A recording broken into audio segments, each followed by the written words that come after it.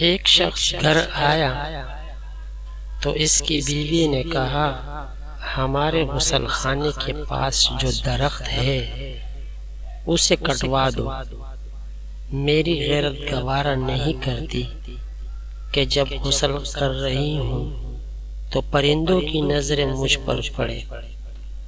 وہ بیوی کی اس بات سے بہت متاثر ہوا اور درخت کٹوا دیا۔ وہ وقت گزرتا رہا، ایک دن وہ خلاف معمول اچانک گھر آیا تو دیکھا بیوی کسی مرد کے ساتھ مشغول تھی۔ اسے بہت دکھ ہوا، وہ اپنا گھر بار چھوڑ کر بغداد چلا گیا اور وہاں اپنا کاروبار شروع کر لیا۔ اللہ نے کاروبار میں خوب برکت دی اور اپنے روز افروز کاروبار کی بدولت وہ بغداد کے سرکردہ شہریوں میں شمار ہونے لگا، یہاں تک کہ بغداد کے کوتوال تک رسائی بھی حاصل کر لی۔ ایک دن کوتوال کے گھر چوری ہو گئی۔ پولیس نے مجرم کا سراغ لگانے اور پکڑنے کی بہت کوشش کی لیکن ناکام رہا۔ اس نے دیکھا کہ ایک شیخ کا کوتوال کے گھر آنا جانا ہے اور کوتوال ان کی بے حد تعظیم کرتا ہے، لیکن ایک بات اس کی سمجھ میں نہیں آتی تھی کہ شیخ آدھے پاؤں پر چلتے ہیں، پورا پاؤں زمین پر کیوں نہیں رکھتے؟ اس نے کسی وجہ سے پوچھ لیا تو اسے بتایا گیا، یہ پورا پاؤں زمین پر اسی لیے نہیں رکھتے کہ کہیں کیڑے مکوڑے نہ کچھ لے جائیں۔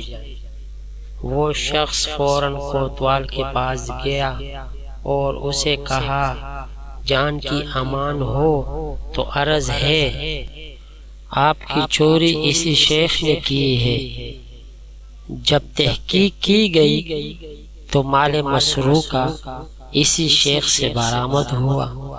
کوتوال نے حیرانی سے کہا، ہم نے تو کبھی سوچا بھی نہیں تھا کہ یہ شیخ بھی ایسا کر سکتے ہیں، تمہیں کیسے معلوم ہوا؟ اس نے کہا، میرے گھر میں ایک درخت تھا جس نے مجھے نصیحت کی تھی، جو لوگ ضرورت سے زیادہ نیک نظر آنے کی کوشش کرتے ہیں وہ عموماً نیک نہیں ہوتے۔ سبق یہ حقیقت ہے کہ جو لوگ فیس بک کی حدود تک ہی بااخلاق رہتے ہیں، حقیقی زندگی میں ان کی شر سے ان کے محلے دار، رشتہ دار، حتیٰ کہ گھر والے بھی پناہ مانگتے ہیں۔ ایسے اخلاق اور نیک نامی کا کیا فائدہ جس سے یہ لوگ فائدہ اٹھائے جن کا ان کی پریکٹیکل لائف سے کوئی واسطہ ہی نہیں۔ اکثر ایسے کردار سے واسطہ رہتا ہے کہ ذرا سا جھگڑا ہوا وہ اپنی کمینگی پر اترتے ہیں۔ اختلاف کر کے دیکھ لیں کسی سے اپنی ٹائم لائن پر موصوف کیا بنتے ہوتے ہیں۔ در حقیقت یہ ہے کہ اللہ رب العزت سے دعا ہے کہ ہمیں ظاہری اور باطنی طور پر اعمال صالحہ پر چلنے اور ہمارے معاملات اور معاشرات بااخلاق رہنے کی توفیق عطا فرمائے۔ آمین ثم آمین۔